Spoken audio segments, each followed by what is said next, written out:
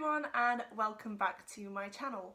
My name's Rhiannon and today I'm going to be doing an unboxing. So this is the March Fairyloot box, I believe, and it's currently May the 5th right now. So yeah, this took a long time getting here, but obviously due to the virus and everything, it is understandable. It's finally here and I'm going to unbox it for you guys. Now, I have bought one or two boxes from Fairyloot before. It's always been the single purchase option. So I've literally just bought that box and I've not subscribed, but I decided to start a monthly subscription with Fairyloot, so I should be getting one of these boxes every month from now on. I don't know until how long because obviously financial situations are a bit difficult right now, so we'll see. But I have always loved the Fairyloot boxes. Like when I watch other people's unboxing, I always wish that I was subscribed to Fairyloot. So let's just get on into the box. And by the way, it's absolutely boiling outside right now, so I'm like sweating over here, so please ignore that throughout this video because it's only going to get worse. I'm in the conservatory, so the sun is literally on me and the door is closed because everyone's loud outside, so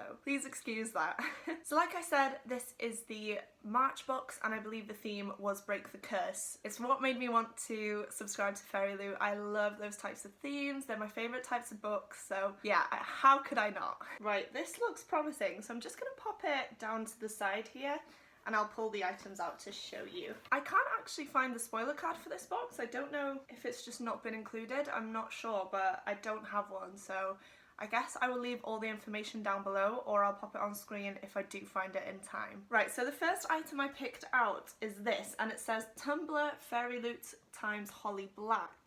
I'm laughing because I'll show you something in a minute. Ooh, oh wow. Okay, I'm laughing because I'm literally using a tumbler that I got in one of my other Fairyloot boxes. This was the box that had A Curse So Dark and Lonely and it was Beauty and the Beast inspired. So I've had this for over a year now, so I'm glad I've got a new one. This is obviously by Holly Black, so I believe it's the Cruel Prince series. Let's see what it says. To family and fairyland and pizza and stories and new beginnings and scheming great schemes. I can toast to that. It does come with a straw, by the way, so it's very practical. I do use my other tumbler all the time. I drink a lot of water, so these will be handy. And yeah, I love getting practical things. I have just moved into a new house now as well, and it's sunny, so when I sit outside, I can put my water in these, and if they fall, they won't break because they're plastic. Right, sorry that the angle has changed, but I have just found the spoiler card so I can tell you where everything's from. Curse breaking is not an easy task and can be exhausting. Make sure you take hydrating sips in between the thrilling pages of your next read for this exclusive Queen of Nothing tumbler cup. The stunning design has been created by the talented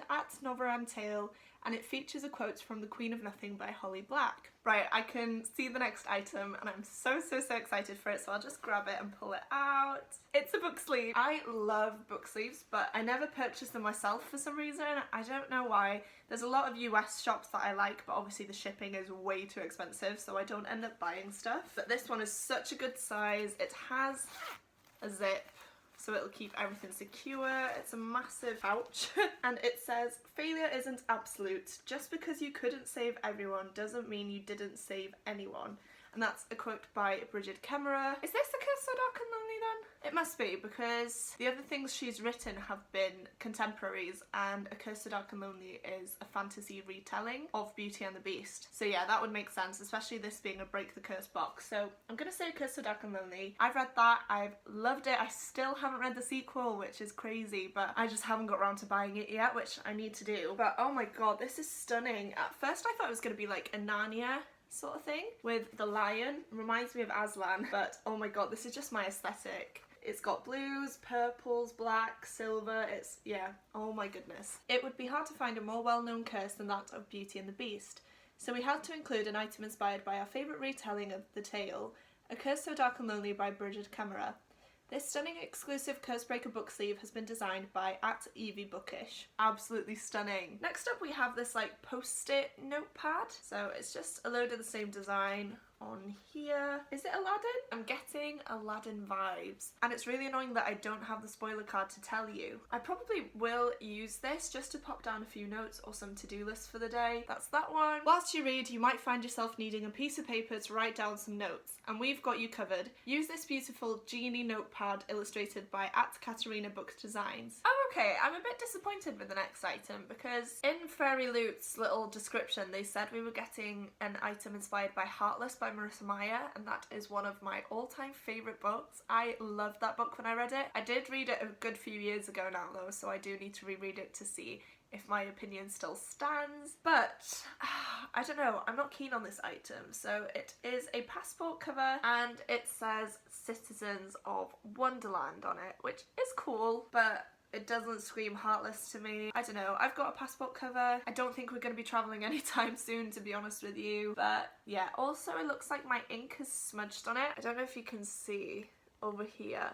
And the P's got a little bit of, like, it looks like the glue's come off, which is really annoying. So, not the biggest fan of this one. Secretly, we are all citizens of Wonderland. Now you can showcase it with a stunning Wonderland passport cover designed by @Novarantale. This item is inspired by the Queen of Hearts retelling Heartless by Marissa Meyer, but we hope that your fate is lighter than that of Catherine's. Right, next I can see an item. Oh, and this actually has a little label on it so I can tell you what it's from. So it's actually a headband, which is so cute, and it's got birds all over it and flowers. So this says the Raven Cycle headband, but it doesn't tell me who it's by. Not all curses are a mystery until the end of the book. Some stories, like the Raven Boys by Maggie Stiefvater, let you in on the secret from the very start. Proudly wear this exclusive Raven Boys headband illustrated by @Taraja, and don't go to Caves Water without it. I would wear it, but obviously I've got my hair up today, so yeah, I can't do that for you, but here it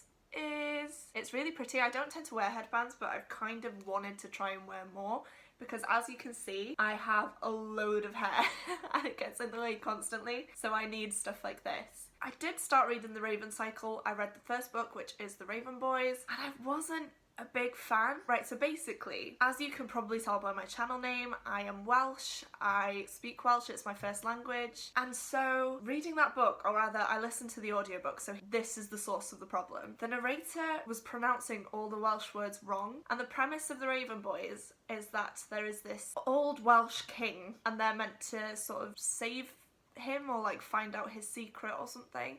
I can't remember the plot properly, sorry. But anyway, here's where it annoyed me. So the king that they are trying to learn about is called Glyndŵr, and he was not actually a king, he was a rebel, sort of like William Wallace sort of thing for Scotland. So he started like a little rebel army to try and march against the monarchy. He wasn't a king. And the narrator pronounces his name as Glendower, which I just could not listen to. It was making me so angry. Like, if you're gonna write about a culture and its royal figures, then I feel like you should pronounce the names right. And obviously, because Welsh is my first language and I'm so passionate about it anyway, hearing a YA book pronounce the words wrong was really grating on me, and it really hindered my enjoyment. So yeah, not a lot of love for that series with the audiobooks. I might try and read it physically. I do want to. I feel like I would enjoy it, but yeah. That's my little spiel. So sorry about that rant. However, this headband is lovely. So if you like the Raven Cycle, or even if you didn't, I love this design. I think it's so nice. I wouldn't connect it to a book straight away, which is a nice thing sometimes. It's nice to have like little discreet nods towards your favourite series or something. So yeah, I really like that. And then lastly, we have this item. I believe this is the Caraval inspired item. Caraval being the first book in the Caraval series by Stephanie Garber. This is a lanyard. It's really cool. I love lanyards. I find them so useful. Even if it's just to pop different pins on them and hang them up somewhere, I just think they're really handy. But this is the design. It's a repeated pattern the whole way through. I really like it. Again, it's quite subtle. You wouldn't necessarily connect it to a book straight away. Yeah, nice item. Featuring beautiful illustrations by @Katarina Book Designs, inspired by none other than Caraval by Stephanie Garber. This stunning exclusive Caraval lanyard is perfect for displaying your love for reading at school, work, or at your next convention. Keep an eye out for it to spot a fellow Fairylooter. Right, so we've reached the end of the box now, the final few things. Right, I didn't spot this because it was under the book, but oh my god, I love this so much. So I'll quickly show you. It is a postcard from Velaris, which, if you don't know, it's the City of Starlight in Sarah J Maas's A Court of Thorns and Roses series. If you've read the book, you know. You just know. Oh, I love this so much. And oh, it's got a lovely message on the back as well. It's from Fairyloot and it says, Polaris from the A Court of Thorns and Roses series is a fictional city, but one that we have always associated with happiness and safety. So we thought that sending you this postcard from the city of Starlight itself would brighten your day a little bit and remind you not to let the hard days win. Once again, thank you from the bottom of our hearts from your friends at Fairyloot. This is absolutely lovely.